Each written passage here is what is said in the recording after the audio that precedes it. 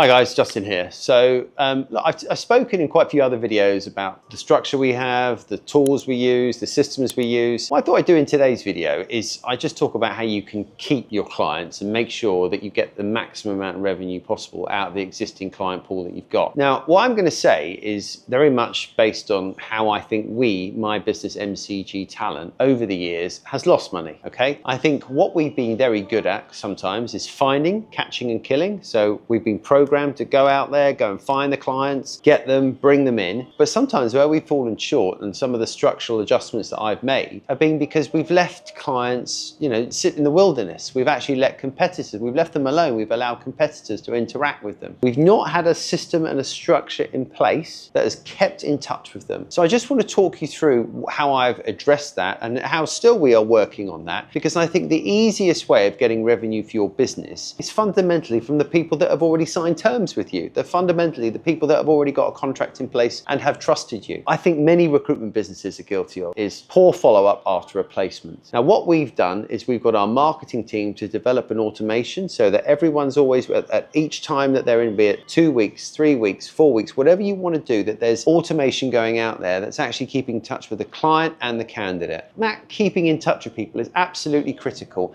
and so few businesses do it. What we then do after we've placed someone, after we can find out, we get the honest feedback of how a candidate's doing. Then down the track, what we do is we get one of our video sourcing specialists, or video client specialists, to then reach out to the client, to reach out to the customer to see how they're feeling. Again, we're making sure that we've got actually one-to-one connection with those individuals. And why we're doing this is because our client management team are often very busy working on new projects. And sometimes, if you're doing a really good job for a corporate, they might only give you one job at that particular time, but it might take a few months to get a bit of extra business from those individuals. So when you've got a team that are constantly, you're not just relying on your client manager. When you've got the teams, where you've got a system and other team members that are reaching out, they're interacting with those clients that might not be tier A clients, that might give you like 2 or 3 jobs a year, then you're going to get more business from them, and actually you might be able to nurture them into a tier A client. So keeping in touch with people after you place them, absolutely critical. Another thing that I found that we really